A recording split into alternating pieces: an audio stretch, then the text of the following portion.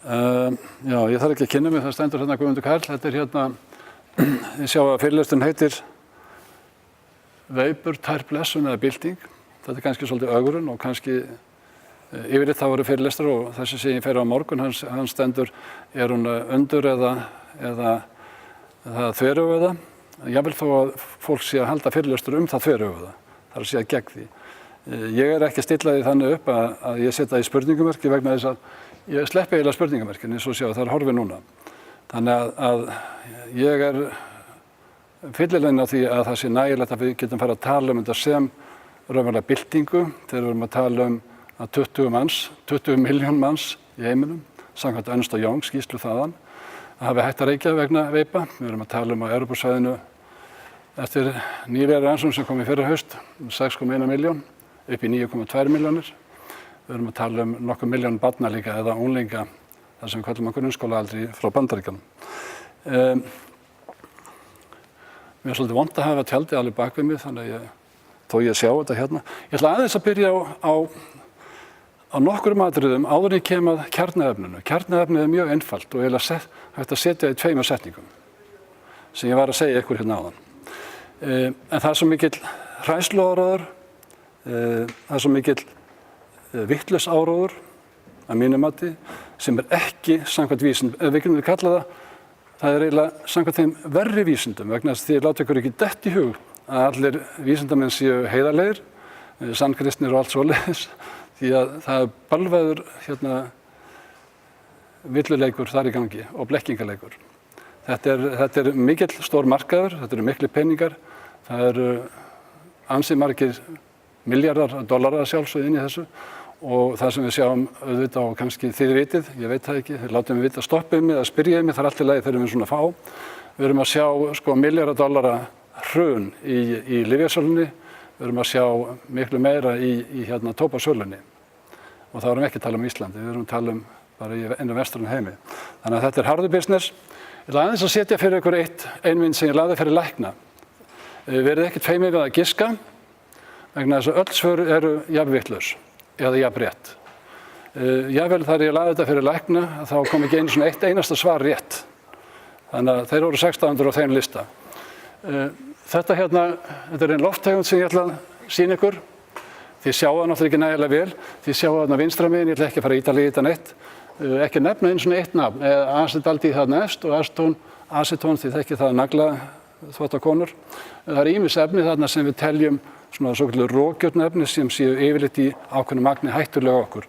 Þetta hvað myndi halda þetta sé? Ég veit að þið getið ekki giskað, bara biðst afsökunar á því. Við getum ekki almennilega að lesa á textan, en þetta er eðlilegt útúrdúrloft hjá bara venjulegu manneskjum. Ekki einu svona veipurum eða sígarettum eða neinu, þetta er bara venjulegt útúrdúrloft.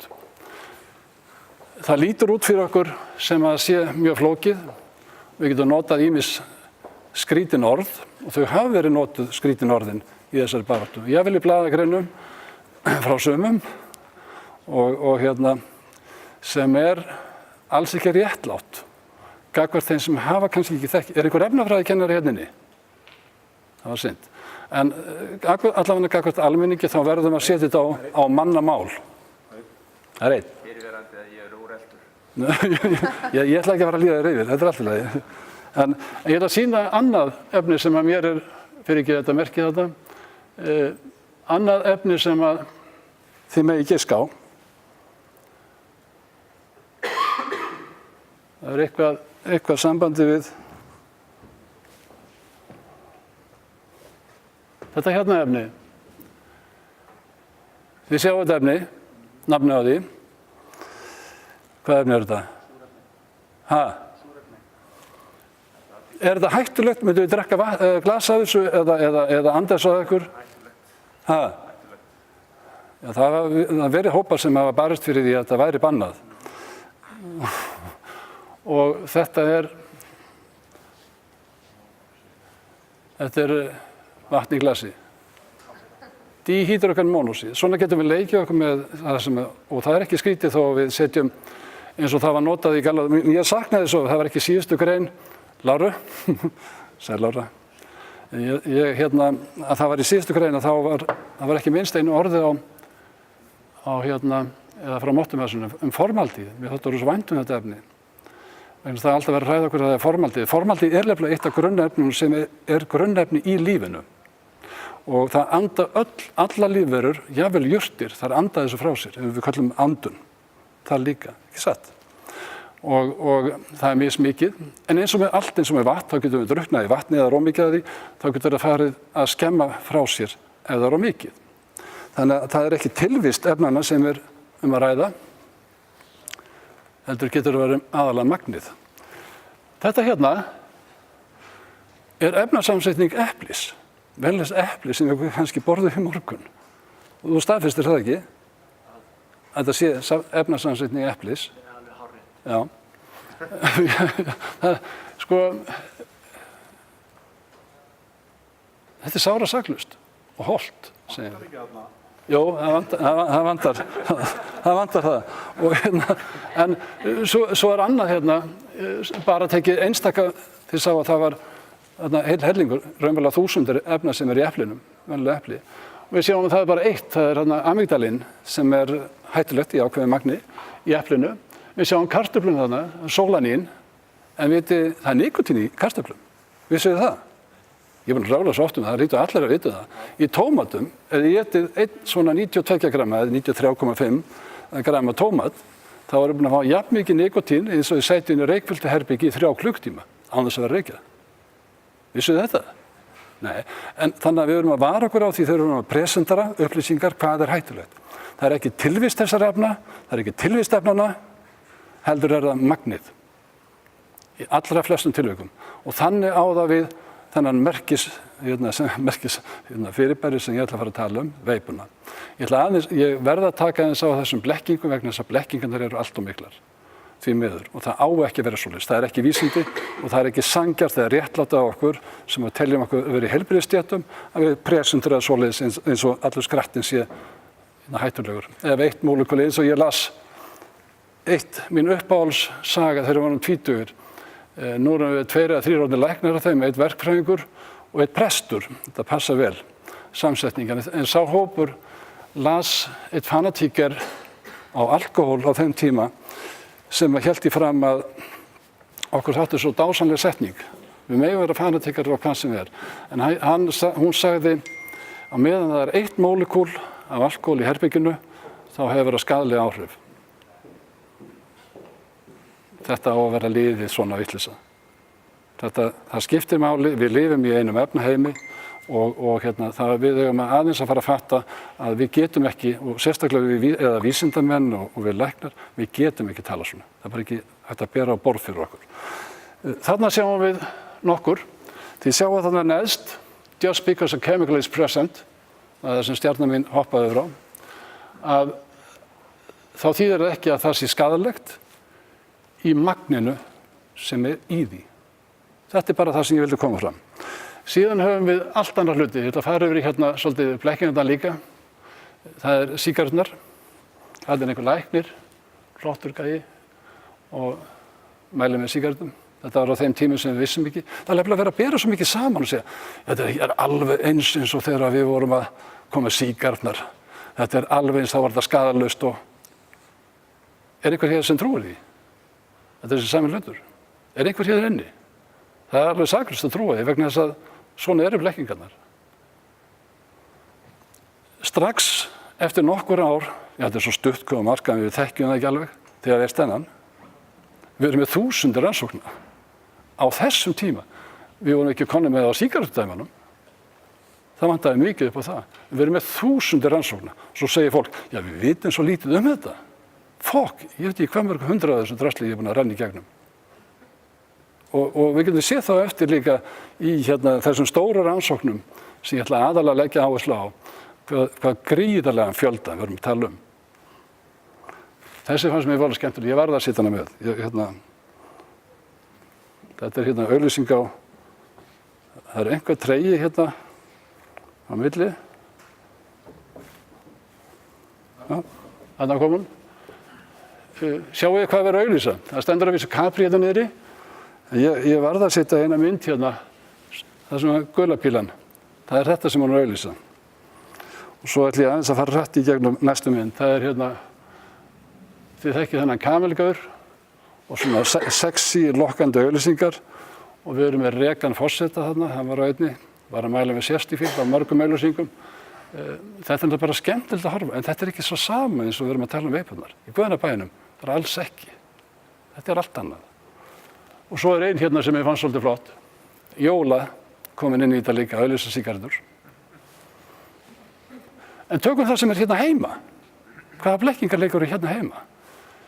Núna nýlega þá kom Lára, sæl Lára. Þetta er bara opinberlega, þetta er opinber gagn. Þetta nikotín mælist í sáðvökva. Þetta kemur, þess vegna get ég tekið, annars var ég ekki að taka þetta. Ég er ekki að tala um eitt eða neitt sem er ekki annar staðar heldur en það sem er í blöðunum. Þetta hérna, krakkar verða háði hverju. Nikotíninu í sáðvökunum, ég fekk fullt af alls konar glensi eftir að þetta kom í blöðunum. Veit hvernig glensi var? Ég fekk myndir af sáðfrumum syndandi hér og þar, talandi og annað slíkt. Klúra blandara, menn fannst það fyndið. Eitt sá það í sér að það var ákveðin hagkvæmni í þessu. Annar geti notað nikotín, svo getur við notið þess bæði. Það er alls konar svona brandari sem fór á staða sjálfsög. Þetta er rannsókn sem var gerð í fyrra eða hittifyrra og hérna löngu síðan búið að vísinni frá. En sem sagt, við höldum áfram. Þetta er bara bull. Eins og þetta.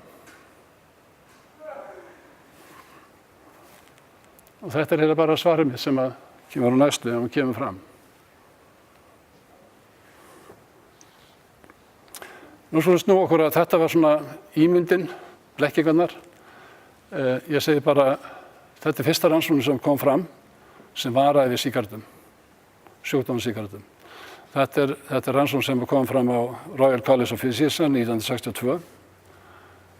Hafið þið heyrt um þetta áður? 1962, hvað er mörg ár síðan?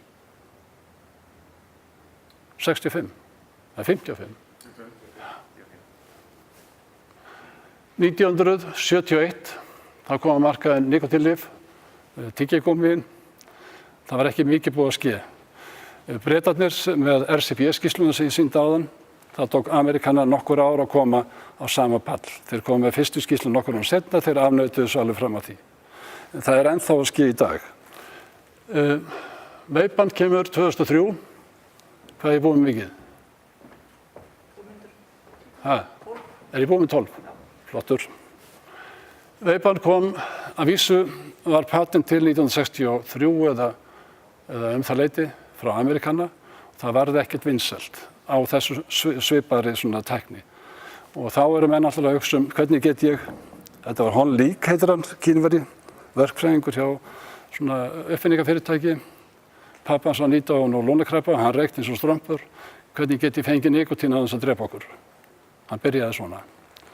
Og síðan sprakk þetta út nokkrum árum seinna. Þetta fættist, eða endurfættist í hérna Kína.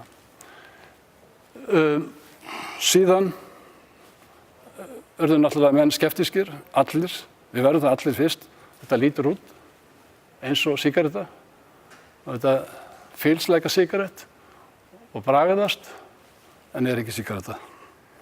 Þetta var allir svona ákveðnum svona, aha, hvað er að gerast? Við vorum ekki vön við þetta. Og þetta var nú eiginlega bara svolítið cool, svo smá saman. Og það er það ennþá í dag. Vísindin, ég sagði áðan, við skulum koma að rétt strax, þessu skipt upp, það er tvístrað, það sem er kallað lýðheilsa. Það eru menni eins og hérna lýðheilsan hérna á landi, hún er öll neikvæð gagnvart þessu, hún er aðeins farin að breyta tónuna síðustu vikurnar hef ég heyrt, sem að ný orð að þetta væri kannski miklu minna hættulegt heldur en sígaretturnar, það er jákvætt að heyra, en þeir eru yfirleitt á bremsuförunum og það er yfirleitt erlendis líka. Og þessu stilt upp sem einhverjum svona mismunandi skoðunum, já, þú hefur skoðun á þessu, hinn hefur skoðun á hinnu. Ég líti ekki alveg á það þannig. Við eigum að fara bara eftir þeim vísindum og þeim góðu vísindum, ekki. Það er fullt af ruslvísindum líka.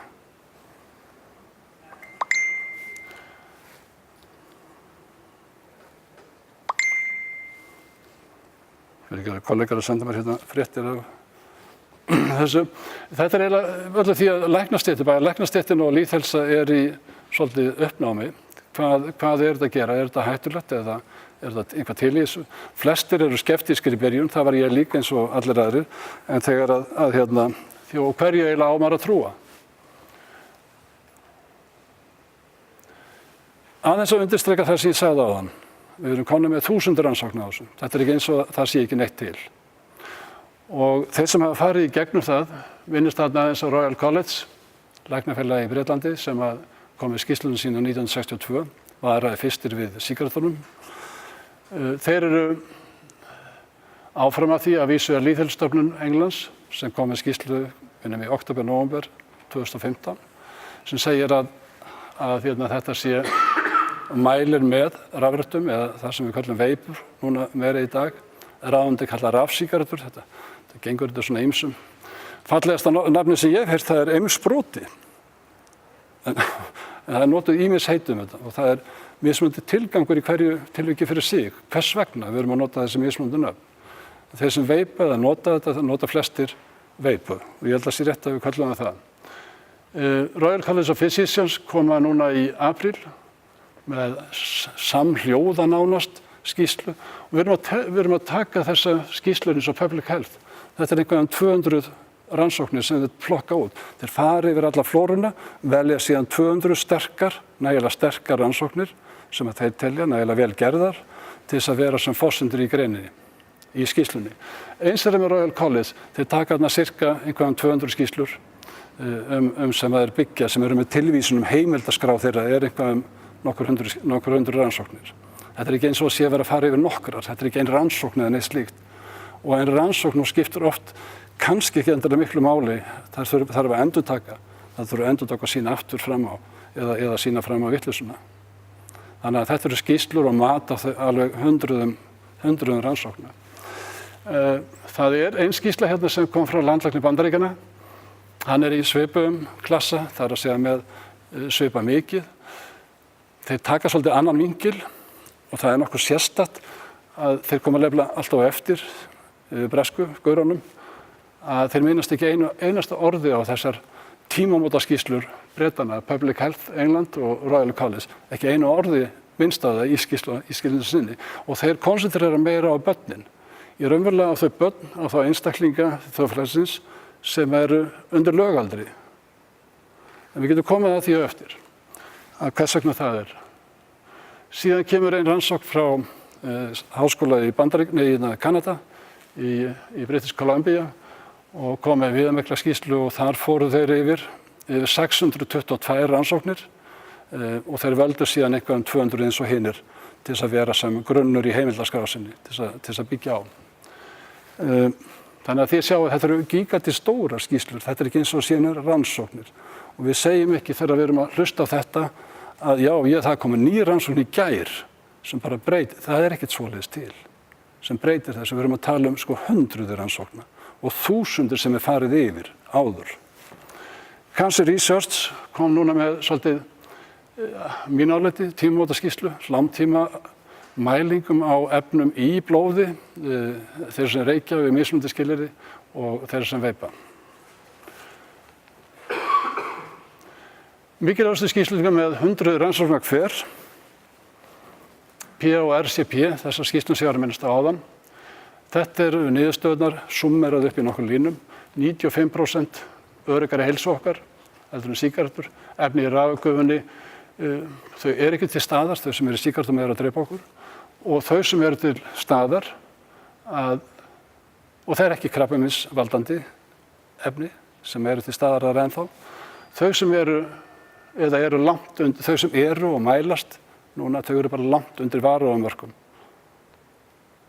að þau séu hættuleg mannfólki eða þeir sem notað. 95% öruggari. Við komum að því aðeins á eftir hvers vegna var sett 95%. Þetta ekki vegna þess að það skaðlegt 5%. Þeir setja til öryggis. Bretarnir fara svo varlega í þessu. Þeir eru ekki að koma með ofstóra fullyrðingar í eina eða aðra átt. Það eru og voru ákveðna spurningamerki með bragðefnin, þó að þau séu viðurkennd sem í matvælum, þá hefur ekki verið í innöndun. Það er svolítið öðruvísi áhrif sem við getum haft. Þess vegna settum við varúðarmörk ef það skyldi koma upp seinna.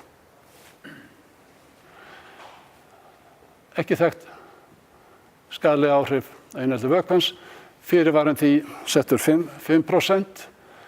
Þetta er bara fyrirvari. Þetta er ekki skaðlegt. Eina sem að ég komast yfir að sjá að það væri það sem við getum kallað skaðsemi af völdum veipa í dag, vitið hvað það getur verið? Það er ekki að springa, það er batterið, það er erting í hálsi.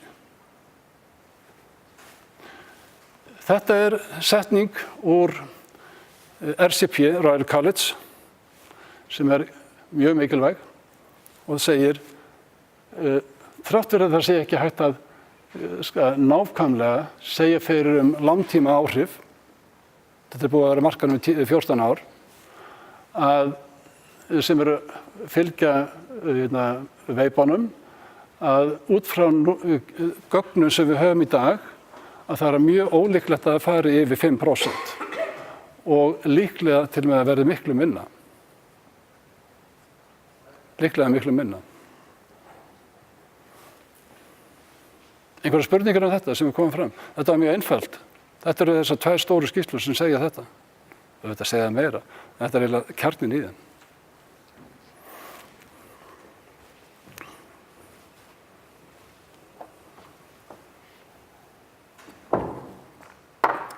Ég setti þessa formúlu upp af nikótíni vegna þess að mér finnst blái liturinn svo fallegur á þessu. Ekki það að segja okkur mikið en nokkur orð nikótín. Þarna höfum við meðal annars 5 ára rannsókn hjá FDA, sem er Food and Drug Administration á Bandaríkjunum. Við höfum fjöldan annan rannsóknum við ákveðnum öðrum sjúkdómum, Alzheimer, Parkinsonisma, kognitífum sjúkdómum sem eru athyglisbrestur og annað slíkt, sem virðist vera mjög góður árangur af. En það er að segja fullt af rannsóknum sem er til, en við sjáum ekki neina sjúkdóma af þeim. Það er engin krabbamein sem nikótín veldur. Það er engin sjúkdómar sem það veldur heldur. Og þess vegna ákvað Food and Drug Administration eftir þessa rannsókn að það tók tímamörk á það sem við ráðlögum áður með tyggjógúmmið og nikótínlyfin. Það tók það í burtu og leyfði, það er að segja ótakmarkuð tímalengd og settu söluna niður í 12 ár. Hvað sagna? Ekki vegna þess að það vera svo hættulegt. Skaðleiki svipar á kaffi, þetta segja sérfræðingar sem eru mest á þessu sviði og þess vegna get ég nefnt nokkur nöfn þegar í stað. Þetta eru þeir allavega fremstu autoritet á varðandi nikótín. Og þetta hefur lengi verið vitað, við deyjum að reyknum, ekki að nikótíni.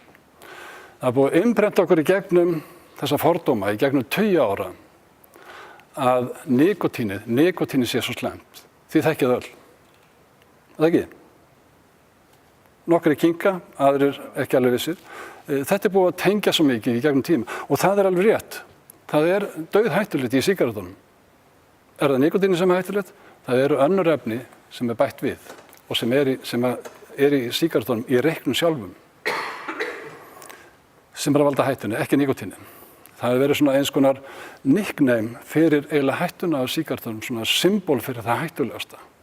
Fólk er voðalega erfitt með að kyngja þessu að þetta er svipað eins og kaffi. Kaffi er ekki skaðlaust. Það veldur krabbameinsbreytingum ef við förum með svona ætisdiska, eins og nikótínið, ef við sitjum á mikið. Þetta veldur, það er ýmis efni sem gera það og gleymið því ekki. Það er magnið sem skiptir máli.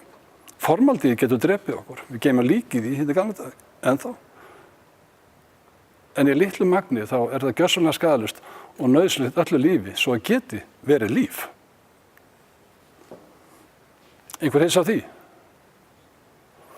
Ja, við lifum allavega með formaldíð í okkur. Hérna ætla ég aðeins að fara inn á börnin. Þetta eru amerísk gögn. Ég er líka með aðra töflu bresk gögn og við sjáum hérna middle-school og high school. Þetta er allt grunnskólinn í Bandaríkjunum. Sá aldur sem er bannað raunverulega að selja en auðvitað geta krakkar náð sér í sígarettur eða veipur. Þau gera það líka hér á landi. Það kannski þar sem við ættum að bregðast frekar við að athuga með söluna, dreifinguna á þessum efnum, í staðan fyrir að, og við setjum aldursmörkin, í staðan fyrir að byggja okkur lög og reglur út frá því sem við þurfum ekki, ættum ekki að þurfa að setja Við erum búin að setja 18 ára, það ætti mörgum tilökum að duga. Þannig að sjáum við hvernig fall sígarettu getur verið, reykingana. Þessi dökki sem komið niður í 4%, 2000, þá var hann 20%. Hérna 2011, þá var hann komið niður í 14,6. Þetta eru bara þeir sem reykja. Síðan sjáum við hann að millibláa litin, það eru henni tvöföldu nótun, það er yfirleitt þegar fólk að fara að veipa, þá notar það til þess að reykja meðan á og til, það er ekki alveg hætt og svo oft millibil og það getur verið 1 dagur og það getur verið 1 ár, mismunandi eftir fólki hvað það tekur langur tíma. Við þekkjum það alveg okkar nánustu hérna inni að það getur tekið einstaklega þó notaði í partíum kannski eða þau eru fyrir út og skemmta sér, það er kannski smók, en þá segir maður sér ekki alveg hætt. En sem sagt, veipurnar, þið sjáu þessi miklu stökk hérna, það var spurningalistin, það er ekki vegna þess að það var aukið svona gigantískt, en það var bara spurningalistin sem var öðruvísi. Þannig að það er truflun og það er ekki sambærilegt raunverulega svo mikið gögn það í veipunum á milli þessara hópa. Það voru faldar hérna inni og það er svona kannski ekki rétt svörun heldur. Það er breyting á þeim. En við sjáum að hérna 2015, það var meira en 2-falt fjölmennari heldur en reykingar í Bandaríkjunum á grunnskólabarnum. Kíkjum aðeins á þetta nánar vegna þess að þetta er náttúrulega áhyggjuefni ef að reykingar barnanna, það er að segja veipun, ef að það verður að leiða til þess að þau færu út reykingar. Við slumum að fara aftur hérna, förum aðeins aftur. Hvað myndi ske ef þetta verður svona hættulegt?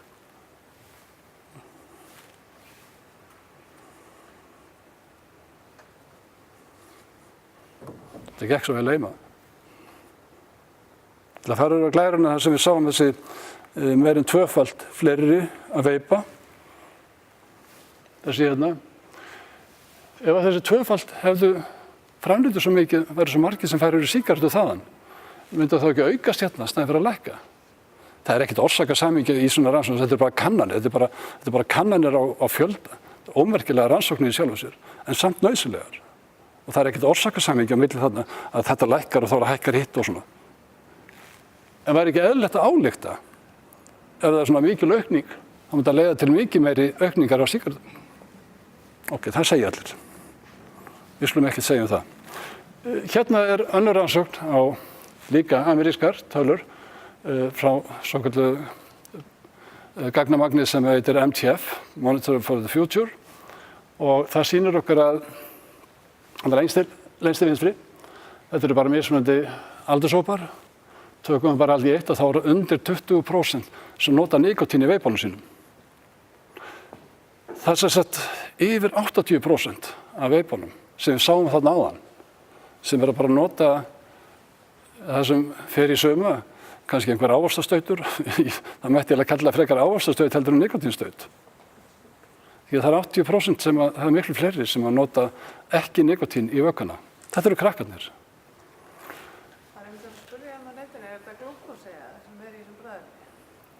Er glúkósi í, glúkósi er náttúrulega bara sykur, sko. En bragðefni eru fjölmörg.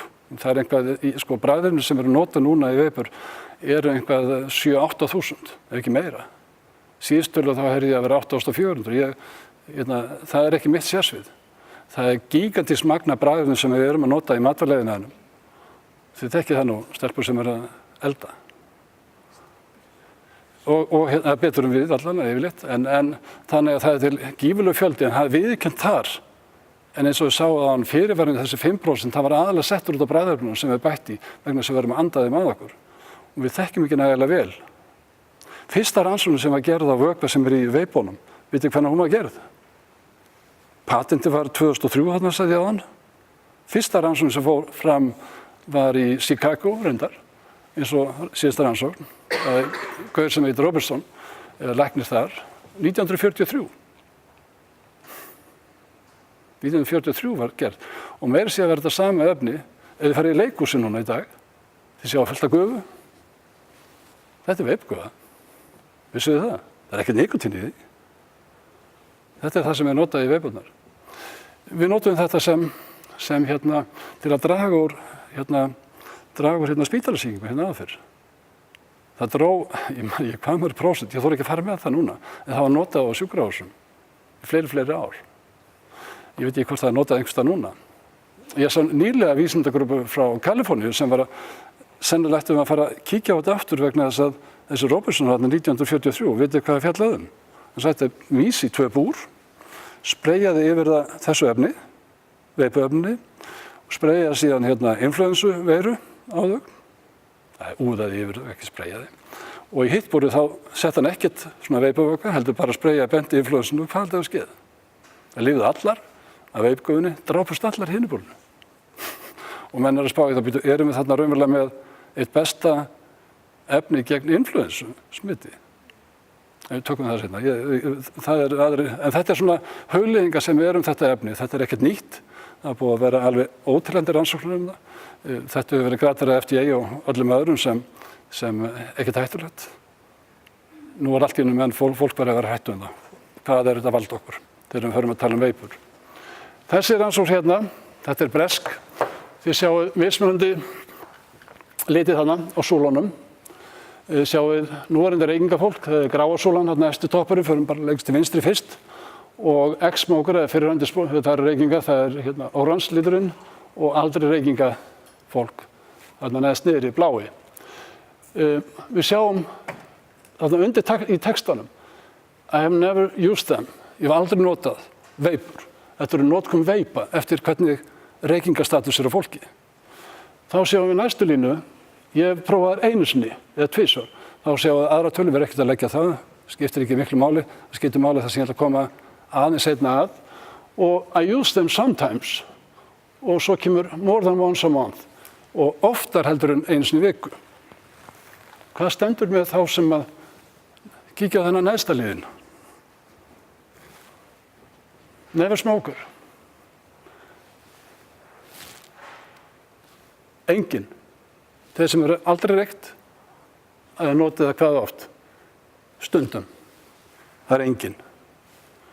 Við séum að use them sometimes, meira oftar en einu sinni í mánuði. Engin. Það er 0%.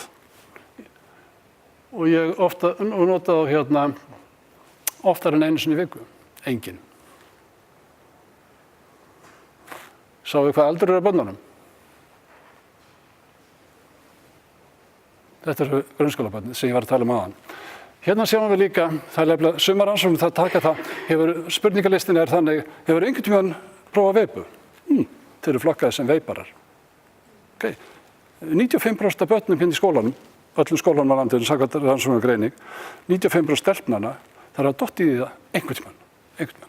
Ekki köllum alkoholista. Yfir 90% af strákunum, það er líka dottið í það einhvern tímann. Við erum að tala um grunnskólakrakkan okkar.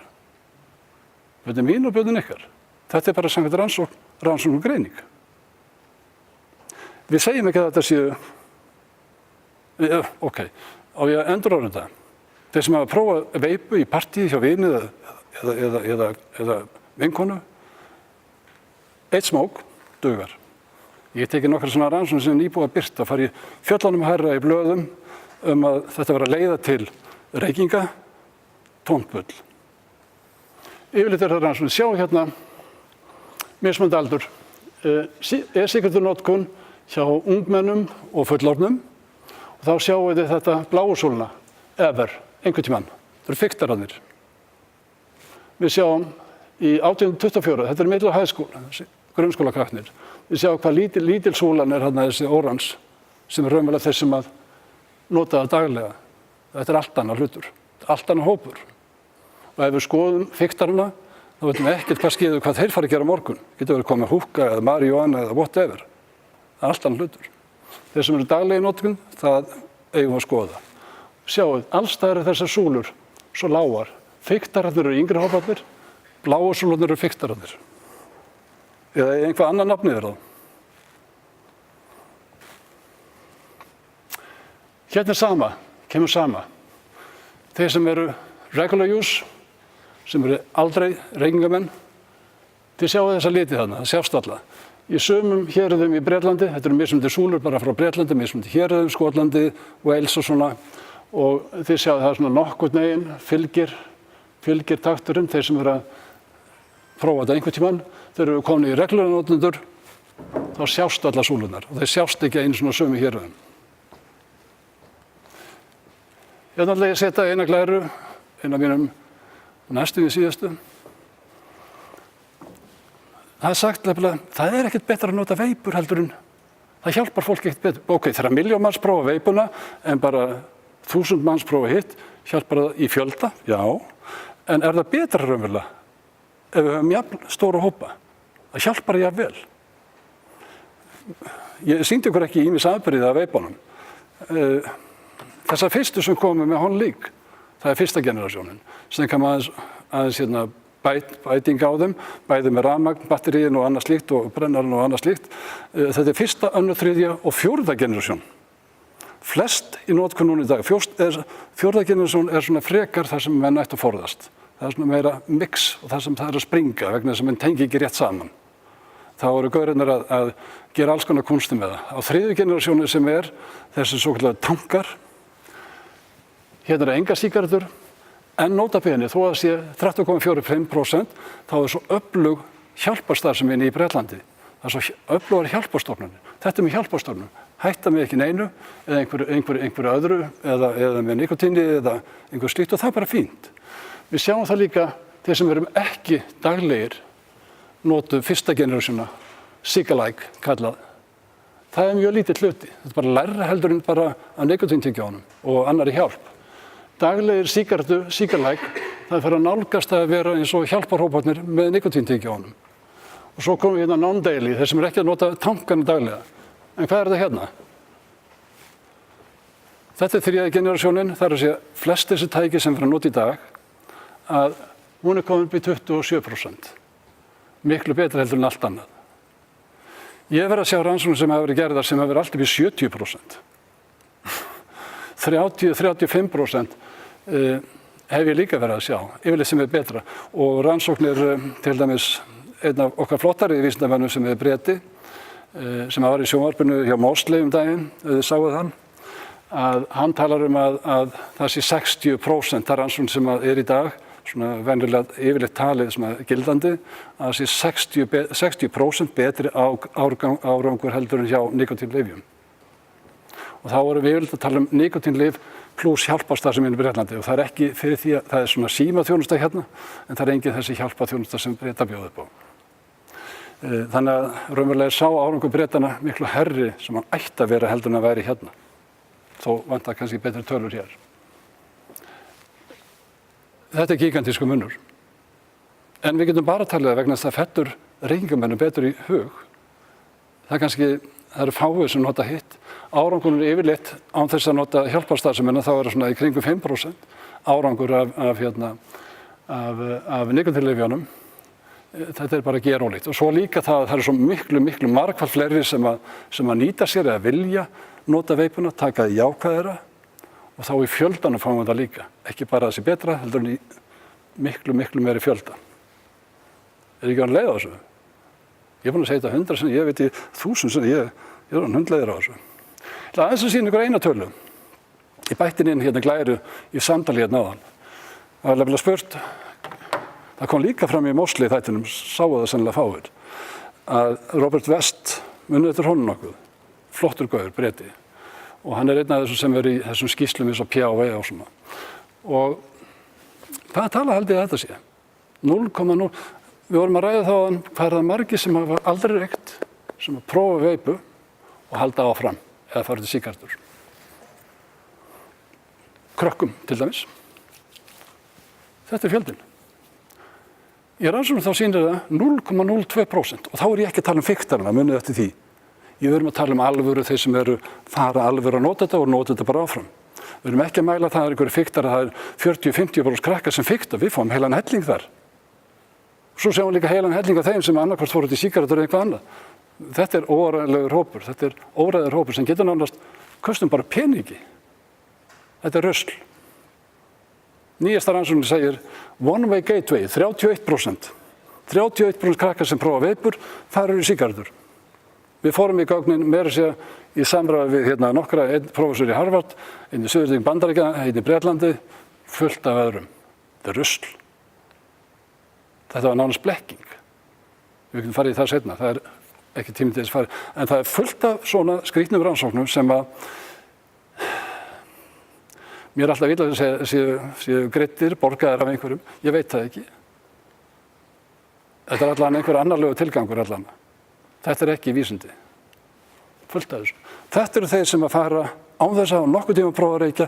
Krakkarnir segja okkur ekki heldur hvort þau hafa reykt. Við veitum það, við gerum það sjálf. Við vorum ekki að segja pappa og mömmu. Ef það spurður, ég er farin að taka smók og svona. Gerið þið það? Við réttum upp henn sem að gera það. Eða gerðu það á sínum tíma.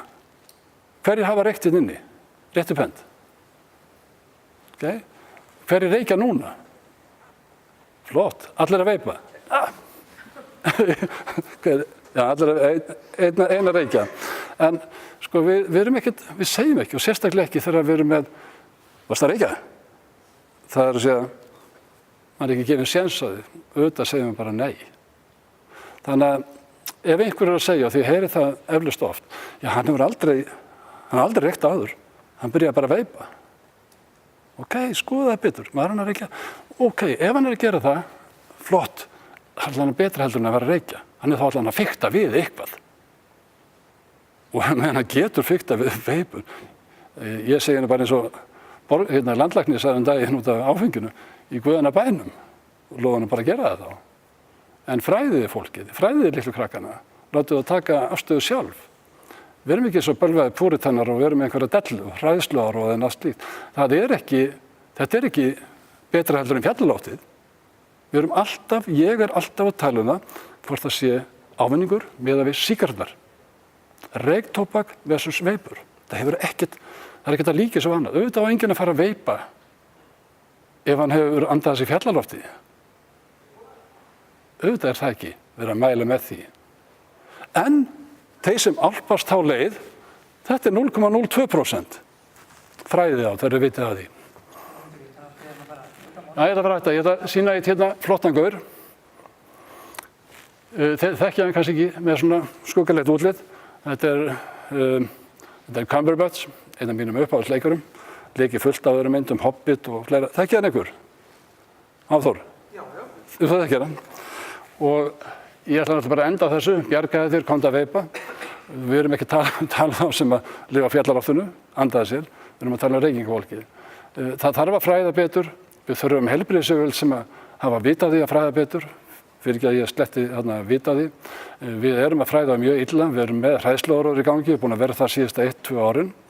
Það gengur ekki. Við erum jafnvel í bígerð innan heilbrigðisráðuneytis með löggjöf sem að mér finnst byggjast á fordæmingu sem að við þurfum að leita aftur til fortíðar fordæmingana til þess að finna eiginlega jafngildi og núna síðustu viku, ég er ekki búin að ná í greina, þá sendu danskir læknar mér skýrslu, það er að segja press release, hvað heitir þetta, fréttatilkynningu í dönsku blöðunum, bara núna rétt fyrir helgi og að eftir að TPD-lögin eða lögin sem við stendur til að við eigum að taka upp að eftir að þau komi gildi í Danmörku þá hafa við reykingar meðal akkurat þessa barna okkar, 18, 16 til 25 ára held ég að verið, aukist hvað mikið á einu ári?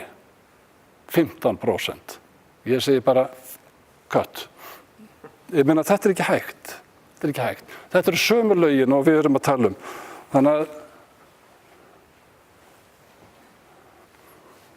veipum á liðum. Ég ætla að lofa þessum að fara upp líka, ég ætla að sleppa honum. En þetta er fyrir hina.